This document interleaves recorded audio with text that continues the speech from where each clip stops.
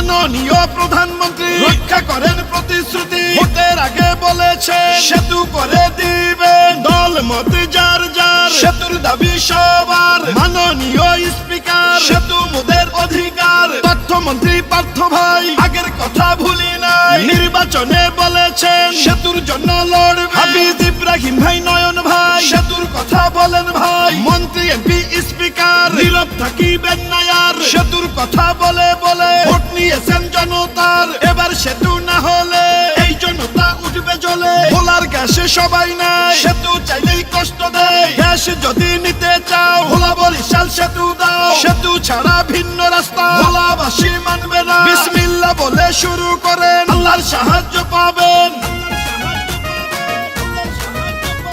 প্রধানমন্ত্রী বরিশালে করছে অঙ্গীকার, সেতু করে দিবেন গঠন করিলে সরকার।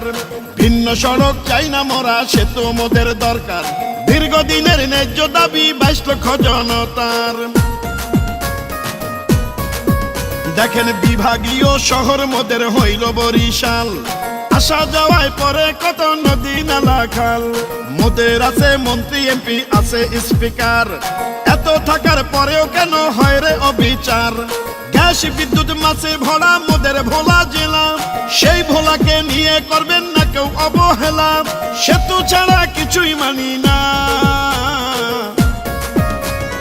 মাননীয় সরকার সেতু মোদের অধিকার, কষ্ট আর দিয়েন না স্যার, সব ক্ষমতা আল্লাহর। মন্ত্রী এমপি স্পিকার নীরব থাকিবেন না আর, সেতুর কথা বলে বলে ভোট নিয়েছেন জনতার। সেই জনতা সেতু চায়, না হইলে আপনাদের দায়। এবার সেতু না হলে ভোলাবাসী উঠবে জ্বলে। আমরা বড় অসহায়, সেতু ছাড়া বাঁচা যায়। বিরোধিতা দেখবো যার, সেই ভোলার গাদ্দার। গাদ্দারের ঠিকানা এই ভোলাতে হবে না।